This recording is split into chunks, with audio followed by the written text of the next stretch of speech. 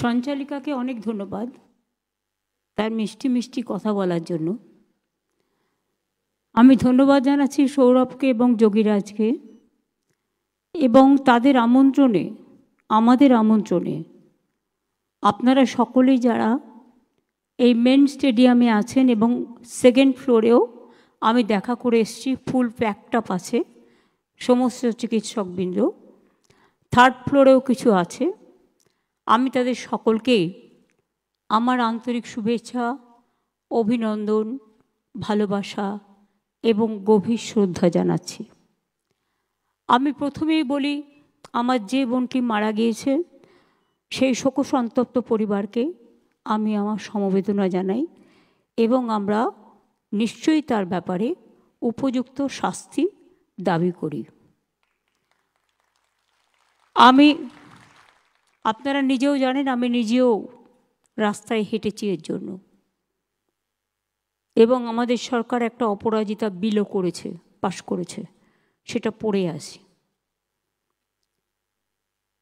এইসব ঘটনা যাতে না ঘটতে পারে আমি আমার ভাইদের ওপর দায়িত্ব দিচ্ছি। আপনারা আমাদের বোনেদের রক্ষা করুন, আপনারাই পারেন। আজকাল তো ছেলেদের মেয়েদের মধ্যে কোনো প্রভেদ নেই, ছেলেরা মেয়েরা এত বন্ধুত্বপূর্ণ সমাবেশে তারা বন্ধুর মতো আচরণ করেন, ব্যবহার করেন, একসাথে থাকেন, একসাথে খান দান, একসাথে প্র্যাকটিস করেন, তাদের বাদ দিয়ে কোনো কিছু হয় না। আগের যুগে এটা ভাবা যেত না, কিন্তু আজকের যুগে এটার একটা প্লাস পয়েন্ট আছে। সবাই সবার ব্যথা, দুঃখ, বেদনাটা গভীরভাবে উপলব্ধি করেন। কাজেই সরকারি ব্যবস্থা হিসেবে নিশ্চয়ই করবে, কিন্তু আমি মনে করি আপনারা যারা গ্রাসরুটে আছেন, বিভিন্ন ইনস্টিটিউশনে আছেন, এটা আপনারাই আরও ভালো করে করতে পারেন। এটা আপনাদের পালঙ্কে আর একটা মুকুট জুটবে যদি বোনেদের বিপদে ভাইয়েরা আপনারা এগিয়ে আসেন, এবং বোনেরাও ভাইদের প্রোটেক্ট করেন, দুটোই। আজকের যে সভা তারা অর্গানাইজ করেছেন সৌরভ যোগীরা মিলে, আমাদের গ্রিভ্যান্সেস সেল, রিড্রেসাল গ্রিভ্যান্সেস সেল, তারা অনেক জেলায় জেলায়ও ঘুরেছেন, এবং তারা রীতিমতো চিফ সেক্রেটারি মনোজ পন্থ এখানে আছেন, হোম সেক্রেটারি আমাদের নন্দিনী আছে, হেলথ সেক্রেটারি আমাদের নারায়ণও আছে, ডিজি পুলিশ রাজীব কুমার আছেন, এবং কলকাতা পুলিশ কমিশনার মনোজ ভার্মাও আছেন, সাথে আরও অনেক অফিসাররাও আছেন। আমি আপনাদের সকলকে, জুনিয়র সিনিয়র সকল চিকিৎসকদের, আমি আপনাদের সরকারি বেসরকারি যারা উপস্থিত হয়েছেন আপনাদের সকলকে অনেক অভিনন্দন জানাচ্ছি। স্বাস্থ্যের আর এক নাম সেবা, তার কারণ যখন মানুষ বিপদে পড়ে তখন আপনাদের কাছেই ছুটে যান, আর্তনাদ করেন, পরিবার পরিজন অপেক্ষা করেন। আপনাদের একটু ভালোবাসার ছোঁয়া পেলে তারা অনেকটাই নিজেদের ধন্য মনে করে। হয়তো সব কেস বাঁচানো সম্ভব নয়, কিন্তু যদি একটু ভালো ব্যবহার পায়, একটু ভালো চিকিৎসা পায়, অন্তত দেখে চিকিৎসকরা চেষ্টা করেছেন, তাতেই তারা কিন্তু অনেকটা খুশি হয়ে যান। আর একজন চিকিৎসক যখন একজন রোগীকে সেবা করে ভালো করে দেয়, সে যখন বাড়িতে ফিরে যায় সে নিজেকে খুব গর্ব অনুভব করে, এবং তার পরিবার তাদের অনেক আশীর্বাদ দেয়, সমাজও দেয়। আমি মনে করি মানুষের কাছে আপনাদের জীবনের প্রভাব অত্যন্ত গরিব। I salute to all of you and your family members and your fraternity. আমার মনে হয় চিকিৎসক মানে সেবা, নিষ্ঠা, জ্ঞান, দক্ষতা, উদারতা, মানবতা, সংবেদনশীলতা, সমবেদনা এবং ধৈর্য। আজকের দিনে অনেক সোশ্যাল নেটওয়ার্কে হাজারটা ভালো কাজ করুন, বেরোবে না।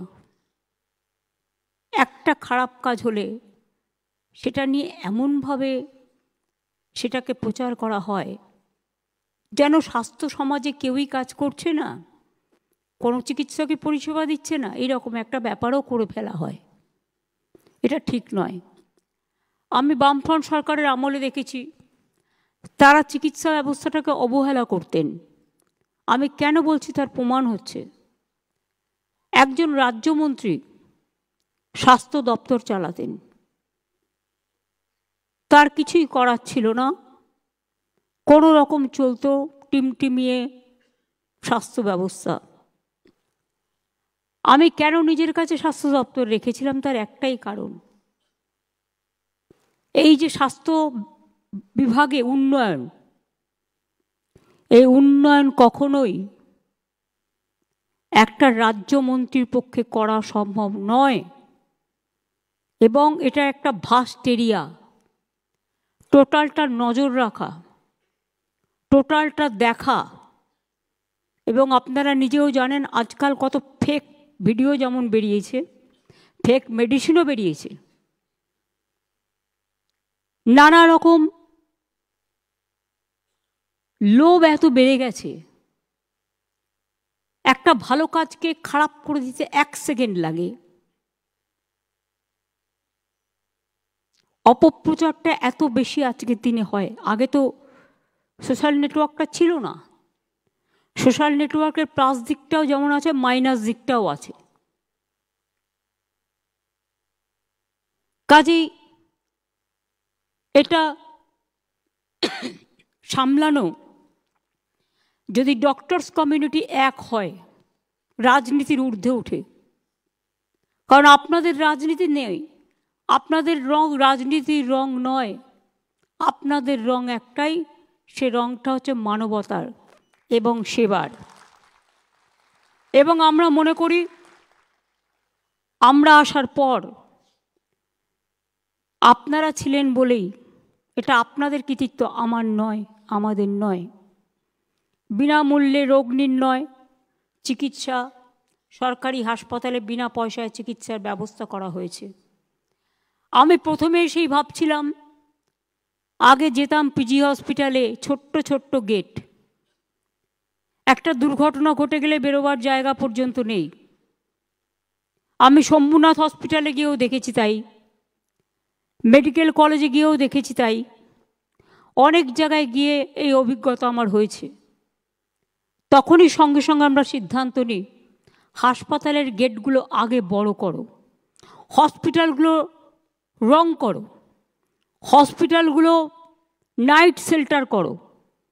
এগুলো করার প্রয়োজন আছে, কারণ আমরা সবাই জানি আগে দৃষ্টি সুন্দরী, তারপরে গুণ বিচারী। অর্থাৎ আগে দেখতে হবে আপনাকে, যেটা আমি বলছিলাম, ব্যবহার সুন্দরী, তারপরে গুণ বিচারী, অটোমেটিক। বিশ্বাস করুন, একটা ছোট্ট ঘটনা আপনাদের বলছি। মণিময় এখানে আছে, আমি দেখছি, মুকুলবাবুরাও আছেন, অনেকেই আছেন আমার পরিচিত।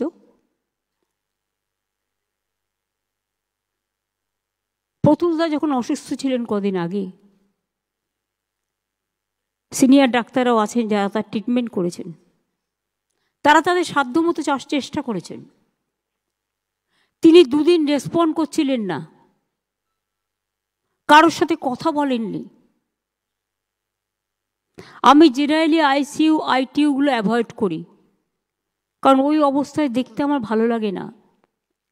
আমি মৃতদেহের কাছে কম যাই, কারণ আমি মনে করি আমার জীবন্ত মুখটাই বেঁচে থাকুক, মৃত্যুর মুখটা নয়। কিন্তু এসব শুনে আমার হঠাৎ মনে হলো একবার চেষ্টা করে দেখি না, যদি রেসপন্ড করে একবার। আমি গেলাম, আমার সাথে মনে ছিল, আমার সাথে বিশ্ব ছিল, একজন সাংবাদিক, অন্যান্য সিনিয়র ডাক্তাররা যারা এখানে বসে আছেন সবাই ছিলেন। আমি গিয়ে প্রতুলদাকে ডাকলাম, ডেকে বললাম, প্রতুলদা, ও প্রতুলদা, আমি মমতা।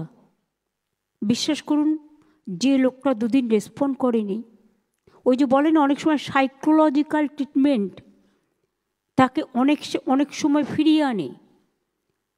চোখ খুললেন,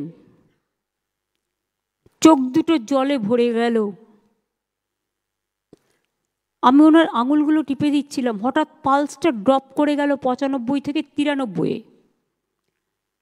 তখন ডাক্তাররা বললেন স্ট্রেস হচ্ছে, ওই যে রেসপন্ডটা করেছে ফলে ওনার হৃদয়ে একটা ব্যথা হচ্ছে, চোখ দিয়ে জল বেরিয়ে গেছে।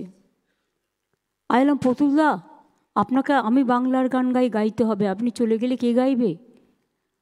বিশ্বাস করুন, দুটো হাত তুলে, জানি না উনি আশীর্বাদ করলেন কি না, ইশারায় বললেন আর গাইতে পারবেন না। তখনই আমি বুঝে গিয়েছিলাম যে প্রতুলদা হয়তো আর পাচ্ছে না সহ্য করতে কষ্ট। উনি একটি দুরারোগ্য ব্যাধিতে আক্রান্ত হয়েছিলেন শেষের দিকে, এবং কোনো উপায় ছিল না অপারেশন না করে। এর আগেও 3-4 বার তাকে ভালো করে নিয়ে আসা হয়েছিল।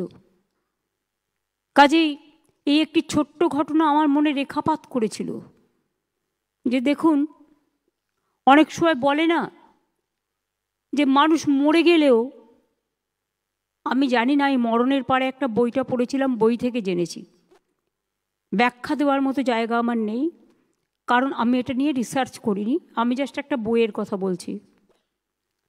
বলছে আত্মা মারা গেলেও, একটা মানুষ মারা গেলেও তার মধ্যে কিন্তু একটা বোধ থাকে, তার বাড়ির লোকেরা যখন কাঁদে, আত্মীয়রা কাঁদে, তার মনে দুঃখ হয়, সে কিন্তু বলে কেঁদো না কেঁদো না, তার প্রাণটা কিন্তু থাকে অনেকক্ষণ।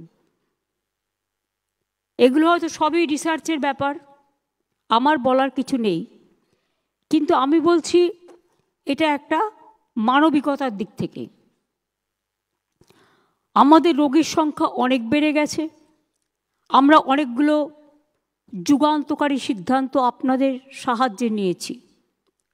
স্বাস্থ্য ইঙ্গিত অর্থাৎ টেলিমেডিসিন, প্রতিদিন গড়ে ৭৫,০০০ লোককে আপনারা চিকিৎসকরা টেলিমেডিসিনের মাধ্যমে তাদের গাইড করেন। আমরা জানি অনেক ছোটোখাটো অসুখ আছে যেগুলো একটু গাইড করলে প্রাইমারি কাজটা হয়ে যায়, এবং এখনো পর্যন্ত, এটা আমরা শুরু করেছি জাস্ট 1-1.5 বছর হলো, 4,82,00,000 লোককে টেলিমেডিসিনের মাধ্যমে আপনারা সেবা দিয়েছেন। এটা বড় কাজ, বিশ্বাস করুন। আমিও বাড়িতে যেটা করি, আমরা ছোটোখাটো ব্যাপারে হট করে ডাক্তারের কাছে যাই না, এতে হয়তো অনেক সময় খারাপও হয়ে যায়, কিন্তু আজকাল জেনারেল নলেজে চট করে একটা কিছু হলে লোকে চেষ্টা করে তার বাড়িতেই ট্রিটমেন্টটা করে নেওয়ার, ছোটোখাটো ট্রিটমেন্ট যেটা পারা যায়। স্বাস্থ্যসাথীর সাফল্যও আপনাদের বিরাট অবদান আছে, আপনাদের অনেক অভিনন্দন জানাই। প্রায় 9 কোটি মানুষের পরিষেবায় এসছেন। তাছাড়াও বেসরকারি হাসপাতালেও অনেক হাসপাতালে স্বাস্থ্যসেবার সুযোগ আছে। আমাদের আমলে দেশের সেরা পাবলিক ইনফ্রাস্ট্রাকচার হেলথের এখন বাংলায়। সরকারি বেসরকারি মিলিয়ে প্রায় 38টি মেডিকেল কলেজ, 42টি সুপার স্পেশালিটি হসপিটাল। আমি আসার পরেই এটা প্ল্যান করেছিলাম। 13,500টির বেশি সুস্বাস্থ্য কেন্দ্র হয়েছে, আরও আগামী দিন 12,000 হবে। 71টি এসএনসিইউ, যেটা মাত্র 6টা ছিল আমরা যখন এসেছিলাম। 286টি এসএনএসইউ, এটা সবটাই নতুন করে করা হয়েছে। 76টি সিসিইউ, গ্রামে আগে জেলায় জেলায় এসডি মানে সাব ডিভিশনে বা ডিস্ট্রিক্ট হসপিটালে ছিল না। 286টি, এই 76টি সিসিইউ, 3টি এইচডিইউ, 14টি মাদার অ্যান্ড চাইল্ড হাব, 13টি mother and waiting hut, cord blood bank, human milk bank, সবগুলোই করা হয়েছে। এবং সরকারি হাসপাতালে প্রায় 40,000 বেড ইতিমধ্যেই বেড়েছে, কিন্তু আরও প্রয়োজন হয়। যখন কোভিড হয়েছে, সরকারের সাথে সাথে বেসরকারি হাসপাতালগুলোও আমাদের সাহায্য করেছে, কিন্তু সেই সময়কার ডাক্তারদের যে অবদান, সিস্টারদের যে অবদান, আমরা সেটা কখনো অস্বীকার করতে পারিনি। এবং আপনারা জানেন, আপনাদের সাথে কাঁধে কাঁধ মিলিয়ে কোভিডে প্রতিটি দিন আমি রাস্তায় বেরোতাম। আমাকে অনেকে বলতো, তুমি রাস্তায় কেন যাচ্ছ? আমি গিয়ে গিয়ে রাস্তার মোড়ে মোড়ে মাইক নিয়ে বলতাম, আপনারা প্লিজ ঘরে যান, আপনারা বেরোবেন না, মেশামেশি বন্ধ করুন, বাড়ি থেকে অর্ডার করুন। যার বাড়িতে কেউ নেই পুলিশ গিয়ে খাবার দিয়ে আসতো। অনেক চিকিৎসক সেই সময় মারা গেছেন, অনেক পুলিশ কর্মী মারা গেছেন, অনেক সরকারি কর্মী মারা গেছেন। আমার নিজের ভাইও মারা গেছে কোভিডে। আমার নিজের একজন বিশ্বস্ত সৈনিক আমার অফিসে চাকরি কাজ করতেন দীর্ঘদিন, 40 বছর, তিনিও মারা গেছেন।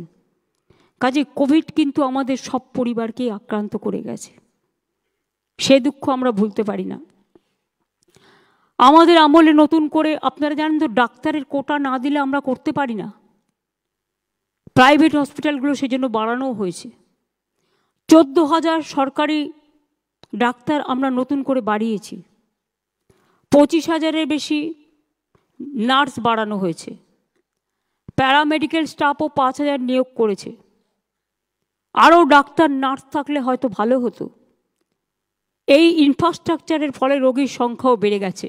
শুধু আমাদের বাংলার নয়, আশেপাশের রাজ্যের এবং নর্থ ইস্টার্ন স্টেটেরও অনেক পেশেন্ট আমাদের এখানে সেবা করতে আসে।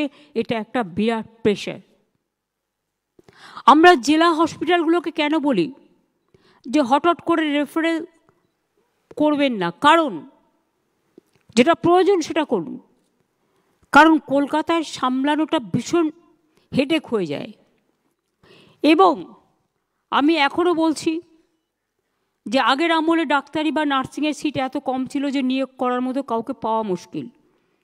আমরা রাজ্যে MBBS-এর সিট বেড়েছে আমাদের প্রায় 4,345টি, নার্সিং সিট বেড়েছে 26,000। এবং পুরো ওয়ার্ক প্রেশারটা আপনাদের সামলাতে হচ্ছে, যেহেতু রিক্রুটমেন্টটা থমকে আছে। আরও অনেক রিক্রুটমেন্ট হচ্ছে, অনেকগুলো নার্সিং স্কুল হয়েছে, নার্সিং সেন্টার হয়েছে। রিক্রুটমেন্টটা থমকে আছে কেন? OBC রিজার্ভেশন নিয়ে একটা কোর্টে কেস করেছে। কিছু দুষ্টু লোক আছে যারা কাজের কাজ করে না, অকাজের কাজ করে। একটা গিয়ে ঠুকে দিল আর ব্যাস ঠকঠকিয়ে বকবকিয়ে সেটা বন্ধ হয়ে গেল। এটা বোঝবার ক্ষমতা নেই যেটা করার ফলে আমার রিক্রুটমেন্ট কয়েক লক্ষ ছেলে মেয়ের আটকে আছে। একদিকে ডাক্তারিতে, একদিকে নার্সে, একদিকে টিচারে, একদিকে সরকারি কাজে, সরকারি চাকরির অনেক জায়গায় আটকে আছে। আমরা চেষ্টা করছি এই কেসটা ক্লিয়ার করার জন্য। কোর্টে কেস আছে। আমি আপনাদের কৃতিত্ব জানাচ্ছি। ডেঙ্গু, ম্যালেরিয়া, কালাজ্বর, যক্ষা এবং পোলিও ইঞ্জেকশন আপনারা যেভাবে দেন, বাংলা কিন্তু নাম্বার 1-এ আছে। আমরা আসার আগে একটা মাত্র পোলিও হয়েছিল হাওড়ায় জেলায়, সেই জন্য ইন্ডিয়া ব্ল্যাকলিস্টেড হয়ে গিয়েছিল। আমরা আসার পরে সেই জন্য মুয়াজ্জম ইমামদের নিয়ে মিটিং করি এবং তাদের বলি সামাজিক সচেতনতা আপনাদেরই বাড়াতে হবে, যাতে পোলিও সবাই নেয় তার ব্যবস্থা আপনাদের করতে হবে। আর আমাদের চিকিৎসকদের মাথা থেকে যে বুদ্ধিটা বেরিয়েছে, মাদার ওয়েটিং হার্ট, আমরা নিজেরা হোম ডেলিভারির, আমাদের কোনো কিছুরই ঠিক নেই, নিজেদের পস্তাতে হয় মাঝে মাঝে। কিন্তু এখনকার বাচ্চারা তো ইনস্টিটিউশন ডেলিভারি হচ্ছে, এক্স্যাক্ট ডেট পাচ্ছে, মা চিকিৎসা পাচ্ছে, শিশুরা চিকিৎসা পাচ্ছে। এবং মাদার হার্ট তো আপনারা জানেন যে হসপিটালের সাথে মাদার হার্ট তৈরি করা হয় ইন্টেরিয়ার অঞ্চলগুলোতে। প্রেগনেন্ট মাদারদের নিয়ে এসে রাখা হয়, যখন বাচ্চা হয় হসপিটালে সেটা নিয়ে গিয়ে সিজারিয়ান করা হয় এবং ইনস্টিটিউশন ডেলিভারি। সেই জন্য প্রায় 60% সম্ভবত সেখান থেকে বেড়ে আজকে 99% হয়েছে। এবং আমি মনে করি এটা 100% অ্যাচিভমেন্ট আমাদের করতে হবে। We have to do it.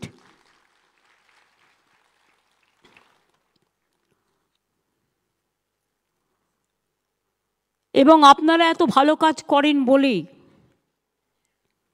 আপনারা হার্ট অপারেশন, আমাকে যে যতই বিদেশ দেখাক, আমি মনে করি আমার দেশে যা আছে, বাংলার যে মেধা আছে, বাংলার যে প্রতিভা আছে, বাংলার যে নলেজ আছে, বাংলার যে ইনফ্রাস্ট্রাকচার আছে, সেটা আমাদের থেকেই কিন্তু ওরা ধার নেয় এবং আমরা কখনো কখনো ধার নিই। ভালো কাজ সবসময় ধার নেওয়া উচিত, কিন্তু এটা ঠিক যে এমনি দয়া করে কেউ কাউকে নেয় না। তার প্রতিভা আছে বলেই, মেধা আছে বলেই তাকে কিন্তু নেওয়া হয়। সরকারি ডাক্তারদের রিটায়ারমেন্ট এজ আপনারা জানেন 60 থেকে 65 বছর হয়েছে। Already junior doctor, intern, house staff, PGT এবং পোস্ট ডক্টর ট্রেনিং, জিডিএমওদের স্যালারি দ্বিগুণের বেশি বৃদ্ধি করা হয়েছে। ডাক্তারদের জন্য আরজিকর পিজি মিদনাপুর মেডিকেল কলেজেও হস্টেল তৈরি করা হচ্ছে। লেডি ডাক্তারদের জন্য 150 কোটি টাকা দিয়ে 5টি হস্টেল তৈরি করা হচ্ছে।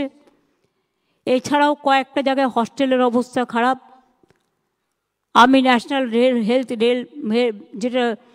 রুরাল হেলথ মিশন থেকে হস্টেলগুলো বলবো করে দিতে, এবং প্রাইমারিতেও যারা রেসিডেন্সিয়াল ডক্টর থাকে বা বিএমওএইচরা থাকে, সেই সব হস্টেল, সেই সব জায়গাগুলো টেক ওভার করো এবং আস্তে আস্তে এক ফেসে তো সব হতে পারে না। টাকা পয়সা অনেকটাই বন্ধ করে দেওয়া হয়েছে আমাদের। 1,75,000 কোটি টাকার উপর আমরা পাই আমাদের পাওনা টাকা, আর আমরা নতুন করে ট্যাক্স তুলতে পারি না, কারণ এখন একটাই ট্যাক্স, জিএসটি ট্যাক্স। এই ট্যাক্সটা তুলে সেন্ট্রাল আমাদের যেটা ভাগ দেওয়ার কথা সেটা কিন্তু আমাদের ভাগ দেয় না। তা সত্ত্বেও আমরা চেষ্টা করি করবার। আমাকে গ্রিভ্যান্সেস সেল কয়েকটা সাজেশন দিয়েছেন। একটা হচ্ছে ইন্টিগ্রিটি অফ ইউনিভার্সিটি এক্সামিনেশন, এটা অলরেডি চালু হয়েছে এবং আমার মনে হয় এতে আপনাদের মর্যাদা বাড়বে, মর্যাদা কারো ক্ষুণ্ণ হবে না। আপনারা ভালো করে পড়াশুনো করে একদিন বিশ্বের মাঝারে সেরা ডাক্তার তৈরি হবেন এবং আমরা এটা চাই আপনারা আমাদের গর্বের বাংলা, গর্বের বিশ্ব বাংলায় পরিণত হোক। এটা আমি অলওয়েজ চাই, এটা আমার মনের স্বপ্ন, এটা আমরা কন্টিনিউ করব। আমি সব প্রপোজাল মানতে না পারলেও সিম্প্যাথি তো আমার নিশ্চয়ই আছে। একটা ওরা বলেছিল সিকিউরিটি রিলেটেড ইস্যু, এটা আমি রাজীব আছে, মনোজ আছে, কিছু এক্স সার্ভিসম্যানকেও নিয়ে নাও, কারণ আমরা যেহেতু রিক্রুটমেন্টটা এখন করতে পারছি না, আটকে আছে, থমকে আছে, তাদের দিয়েও আমরা অনেক জায়গায় কাজ করাতে পারি। এবং আমার মনে হয় যে এটা দেখা উচিত যতটা সম্ভব। পুলিশকে আরেকটু ভিজিল হতে হবে, মোবিলিটি বাড়াতে হবে, দরকার হলে মোবাইল ভ্যান বেশি করে বাড়িয়ে দাও। আগে পুলিশ 3-4 বার রাস্তায় টহল দিত, ইদানিং একটু দেখা গেছে ক্রাইম যারা করে cyber crime is a dangerous crime. তুমি মোবাইল দিয়ে ঘুরলে হবে না, তোমাকে স্পন্টেনাস বুদ্ধিটাকে কাজে লাগাতে হবে। You have to be very tactful এবং তোমাকে পুলিশকে সাইবার ট্রেনিং দিতে হবে। আর সিভিককে 10% আমরা যাদের বলেছি কনস্টেবল করব, রিজার্ভেশন করা হয়েছে না, 20% এরকম কিছু একটা আছে, তাদের কিন্তু ট্রেনিং দিয়ে, they have to be trained. সুতরাং তাদের আমরা ট্রেনিং দিয়ে যদি হোমগার্ডে পরিণত করতে পারি তবেই তারা কিন্তু ব্যাপারটা বুঝবে।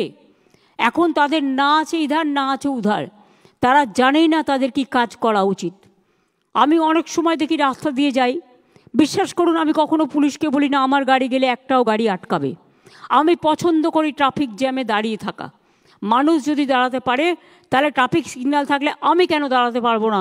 আমি কোন হরিদাস যে আমি দাঁড়াতে পারবো না? আমি এটা পছন্দ করি। কিন্তু কেউ কেউ মনে করে এই তুমি চলে যাও, এই ওদিকে চলে যাও, আমার ভালো লাগে না। আমি বলতে বলতে ফেড আপ হয়ে যাই।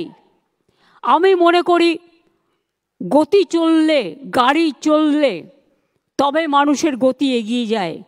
একজন ভিআইপি যাবে বলে অন্য গাড়িগুলো বন্ধ করে দিয়ে মানুষের 1 ঘন্টা 2 ঘন্টা লেট করে দেওয়া, তাদেরও অনেক কাজ থাকে।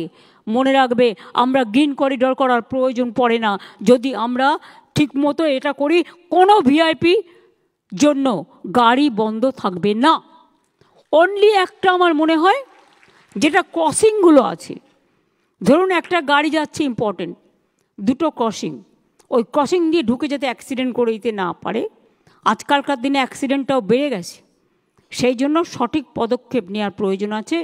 সেফ ড্রাইভ সেফ লাইফটা ভালো করে করতে হবে এবং ওই গলির কর্নারগুলোতে ওয়াচ টাওয়ার লাগাও।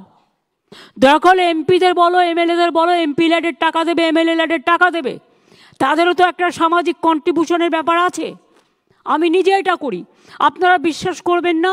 এই যে মিউজিকে গান হয় টপিক স্ট্যান্ডে, এই যে বাস স্ট্যান্ডগুলো তৈরি করে দেওয়া, এই যে স্কুলের সামনে ছেলে মেয়েদের বসা, এই যে কেওড়াতলা শ্মশান থেকে শুরু করে জল সৌন্দর্য তৈরি করা, এগুলো আমি এমপি ল্যাড থেকে প্রথম করেছিলাম, তারপরে গভর্নমেন্ট এখন এটা করে। কিছু কিছু জিনিস আমাদের ভাবতে হবে। একটা তারা দিয়েছে sports and cultural event. Of course আপনাদের মানসিক বিকাশের প্রয়োজন আছে, শান্তির, মনটাকে এনজয় করা। আপনার এন্টারটেনমেন্ট জগতে যেতে পারেন না, কারণ আপনাদের সময়টা চলে যায় চিকিৎসা করতে, কিন্তু আপনাদের মধ্যেও খেলাধুলো করতে ভালোবাসেন, আপনারাও সাংস্কৃতিক চর্চা করতে ভালোবাসেন। পিজিতে যেমন আমায় বলেছিল, আমি সঙ্গে সঙ্গে একটা মাঠ করে দিয়েছি। আমি নারায়ণকে বলবো 2 কোটি টাকা স্যাংশন করতে প্রত্যেকটা মেডিকেল কলেজ এবং হসপিটাল, যাতে তাদের কালচারাল অ্যাক্টিভিটিস এবং স্পোর্টস করতে পারে এবং তাদের মধ্যে কম্পিটিশান হোক এবং এই কম্পিটিশানে তাদের অ্যাওয়ার্ড দেওয়া হোক। আমি এটা চাই, তারা উঠে আসুক। এবং college to college competition, hospital two hospital competition, এগুলো ইউথ অ্যান্ড স্পোর্টস ডিপার্টমেন্ট থেকে, এবং জেলায়ও যারা কাজ করে তারাও খুব ইম্পর্টেন্ট। কলকাতা জেলাকে ব্লককে মিলিয়ে দিতে হবে। সবার সাথে সবার মিলন হলে তবেই তো আদান প্রদানটা বাড়বে এবং তবেই তো একে অপরকে সুস্থ রাখবে। ইএসআই কর্পোরেশনের ডাক্তারদের কিছু গ্রিভ্যান্সেস আছে, এটা আমি নারায়ণকে বলবো সিএসের সাথে কথা বলে এটা দেখব, আমরা নিশ্চয়ই দেখব। কোনো ডিসক্রিমিনেশন আমরা কখনোই ভাবতে পারি না। একটা দাবি ওরা দিয়েছে বিএমওএইচদের ভিডিও সমান 1 মান্থ করার জন্য, সেটা আমি করতে পারবো না। 500 টাকা আমি করে দিচ্ছি। ওদের 1 মাসের দেওয়া হয়, এদের 500 দিনের, এদের 15 দিনের দেওয়া হবে, অর্থাৎ 15 দিনের এক্সট্রা তারা পাবে যারা বিএমওএইচ আছেন। আমি intern, house staff, post graduate trainee, post doctorate trainee সবার জন্য 10,000 টাকা করে বাড়িয়ে দেওয়ার ব্যবস্থা করলাম।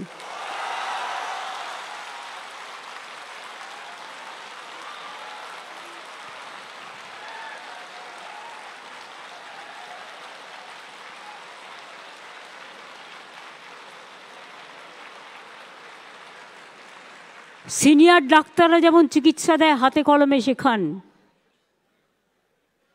তাদের আমি অনুরোধ করব দয়া করে শুধু জুনিয়রদের ওপর দায়িত্ব দিয়ে সিজারিয়ান থেকে শুরু করে হার্ট অপারেশন থেকে শুরু করে আপনারা ছেড়ে দেবেন না।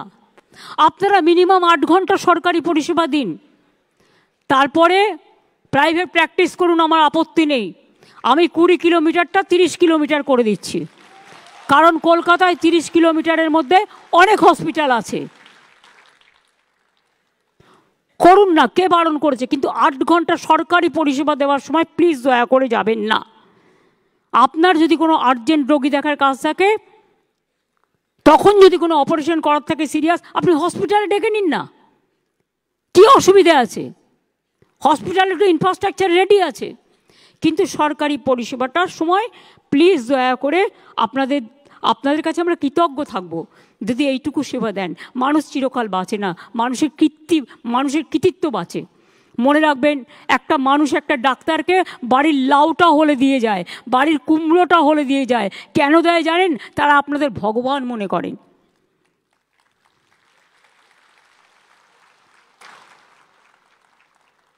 মেদিনীপুরে যে কেসটা হয়েছিল নিশ্চয়ই নেগলিজেন্স ছিল, সেটা তদন্ত হচ্ছে। তদন্ত রিপোর্ট হাতে নেওয়া পর্যন্ত আমি কিছু বলবো না। জুনিয়র ডাক্তারদের কয়েকজনকে সাসপেন্ড করা হয়েছিল এবং তাদেরও পুলিশ রিপোর্ট নিয়েছে। হয়তো তাদের মধ্যে এটা ঠিক, তারা এখনও পাকাপোক্ত হয়নি, তাদের উপর ছেড়ে দিয়ে যাওয়াটাও ঠিক হয়নি। একতরফাভাবে তারাও সাসপেন্ড হয়েছিলেন, কিন্তু জুনিয়র ডাক্তাররাও একদিন সিনিয়র হবে, তাদের ভবিষ্যতের দিকে তাকিয়ে আমি জুনিয়র ডাক্তারদের সাসপেনশনটা উইথড্র করে নিচ্ছি।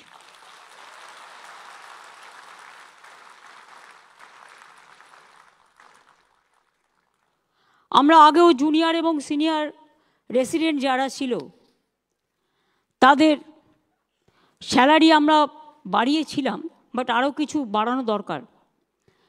তাই আমরা সিদ্ধান্ত নিয়েছি সর্বস্তরের সিনিয়র রেসিডেন্টদের স্যালারি আমরা 15,000 টাকা করে বাড়িয়ে দেব। ফলে ডিপ্লোমাধারী সিনিয়র রেসিডেন্টদের স্যালারি বর্তমান 65,000 থেকে বেড়ে হবে 80,000। পোস্ট গ্র্যাজুয়েট সিনিয়র রেসিডেন্টদের স্যালারি বর্তমানে 70,000 থেকে বেড়ে হবে 85,000। আর পোস্ট ডক্টরেট সিনিয়র রেসিডেন্টদের স্যালারি বর্তমানে 75,000 থেকে বেড়ে হবে 1 লাখ।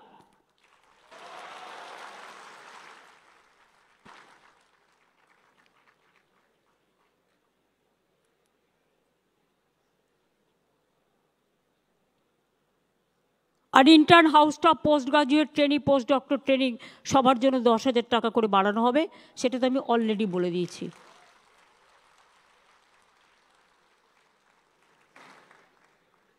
আর কিছু নেই তো পয়েন্ট। সাইডটা আমরা দেখে নেব।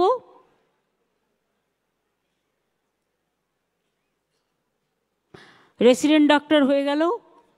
প্রাইভেট প্র্যাকটিশনাররা রিকোয়েস্ট করেছেন, তাদের বারবার 4টে জায়গায় ডাকে। আপনারা আপনাদের অ্যাডমিনিস্ট্রেটিভ অফিসারদের পাঠান না, তাহলেই তো হয়ে যায়। দেখুন, এগুলো তো আইনত সংস্থা, এগুলো সেন্ট্রালের রুলও থাকে। এটা হয়তো আমার হাতে সবটা নেই। আপনারা আপনাদের অ্যাডমিনিস্ট্রেটিভ অফিসারকে পাঠান। আমাদের হাইকোর্ট প্রতিদিন নয় সিএসকে ডাকে, নয় হোম সেক্রেটারিকে ডাকে, নয় পুলিশ কমিশনারকে ডাকে, নয় ডিজিকে ডাকে। এইসব পোস্টগুলো যারা কাজ করেন তাদের প্রবলেম হয় যেতে, কাজ ছেড়ে যেতে। আমরা সেখানে আমাদের আইনজীবীদের পাঠাতে পারি, আমরা আমাদের অফিসারদের পাঠাতে পারি। সেইটা আপনারা দেখে নিন। সেটা একটা যদি প্যাচ আপ করে প্ল্যান করে করা যায়, যে সিও যাক বা এমডি যাক বা তাদের কোনো যে পার্সোনাল অফিসার আছে তিনি যাক, সেটা হসপিটাল অথরিটি ঠিক করবে। তাতে ডাক্তারদের নিজেদের যদি ওদের কোনো কমপ্লেন থাকে নিশ্চয়ই রাখতে পারে, কিন্তু ডাক্তারদের ডাইরেক্ট ডাকলে যেটা ডাক্তারদের কাজও নষ্ট হয়, সেটা একটু মাথায় রাখতে হবে মানবিকতার স্বার্থে। কাজেই আমার মনে হয় আপনারা ভালো করে কাজ করুন, সুন্দর করে কাজ করুন। আমি এটুকু নিশ্চয়ই বুঝব যে আপনারা ভালো করে কাজ করলে আপনাদের কোনো দিন কোনো অসুবিধা হবে বলে আমি মনে করি না। কারণ আমাদের সরকার রাজনীতির ঊর্ধ্বে উঠে ডাক্তারদের এই পরিষেবাটাকে সম্মান করে এবং শ্রদ্ধা জানায়। আমরা বছরে একটা করে এই ধরনের মিটিং যদি করতে পারি, তাহলে আমরা আরও বেশি করে আপনাদের সাথে কমিউনিকেশনটা বাড়াতে পারি।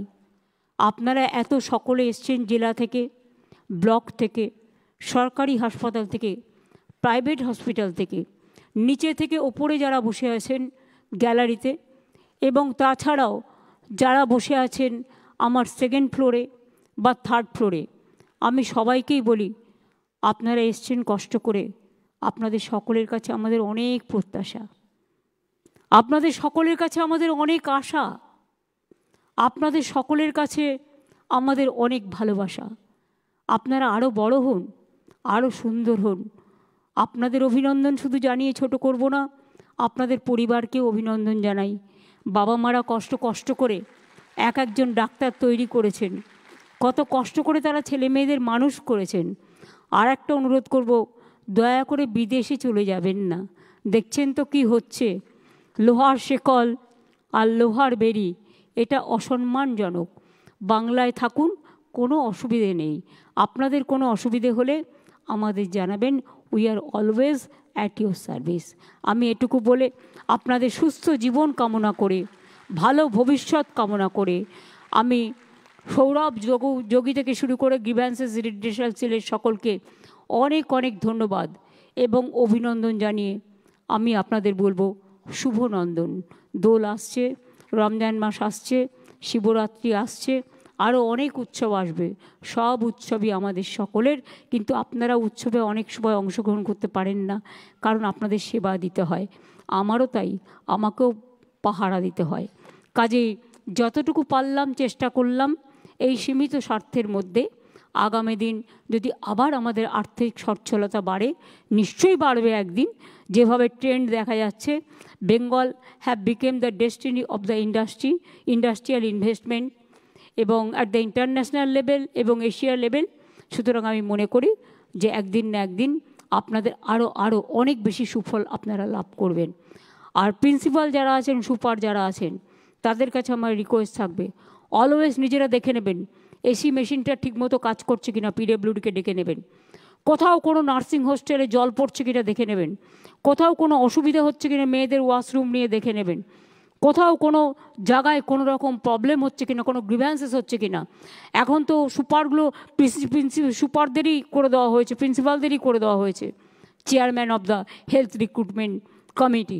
সুতরাং আপনাদের যা গ্রিভ্যান্সেস প্রিন্সিপালদের এসে বলবেন, এবং তাতে যদি কোনো অসুবিধা হয়, সিএস তো আছেনই, আপনারা আপনাদের অভিযোগ আপনারা জানাতে পারেন, নারায়ণকেও জানাতে পারেন এবং সিএসকেও জানাতে পারেন।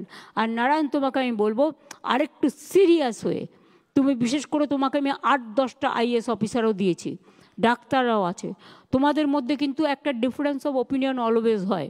তোমরা নিজেদের যোগাযোগটা আরেকটু বৃদ্ধি করে, সুন্দর করে তোমরা ভালো করে কাজ করো। অনেক কাজ হয়েছে স্বাস্থ্যে, কিন্তু একটা দুটো কাজের জন্য কেউ কেউ আমাদের নামে বদনাম করে। আমার খুব খারাপ লেগেছিল যখন আমি দেখেছিলাম সুপ্রিম কোর্টে একজন, বলতেই পারেন তার নিজের কথা, তিনি বলেছিলেন বাংলায় হাসপাতালে নাকি একটু তুলোও পাওয়া যায় না। আমি খুব ব্যথিত হয়েছিলাম, তার কারণ সব কিছু আছে। আর একটা অনুরোধ করবো প্রিন্সিপাল সুপারদের এবং যারা অ্যাডমিনিস্ট্রেশনে আছেন, এক্সপায়ারি ওষুধ, এক্সপায়ারি স্যালাইন, সব কিছু expiry medicine stock taking always করবেন 3 মাস পর পর, কারণ এটা হতে পারে 3 মাসের মধ্যে আপনার এক্সপায়ারি এটা শেষ হয়ে যাচ্ছে। আগেকার দিনে এক্সপায়ারিটা অনেকে বুঝতেন না।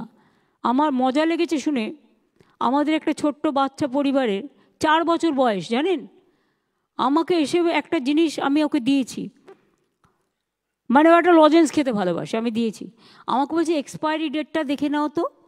ওইটুকু বাচ্চা 4 বছরের আমাকে বলছে এক্সপায়ারি ডেটটা দেখেছো।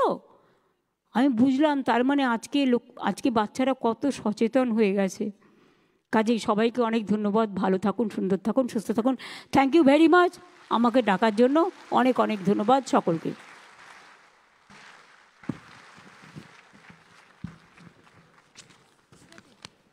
অসংখ্য ধন্যবাদ মাননীয় মুখ্যমন্ত্রী আপনাকে, আপনার আশীর্বাদ আপনার বক্তব্যে আমাদের ঋদ্ধ করার জন্য। সাথে সাথে আশা করব ভবিষ্যতেও আপনার আশীর্বাদ দিগদর্শন আমাদের পথ চলার পাথেয় হয়ে উঠবে। আমরা মাননীয় মুখ্যমন্ত্রীর অনুমতিক্রমে এই অনুষ্ঠান শেষ করব জাতীয় সঙ্গীতের মাধ্যমে। আপনাদের সবাইকে অনুরোধ করব আপনারা নিজ নিজ স্থানে দয়া করে উঠে দাঁড়ান।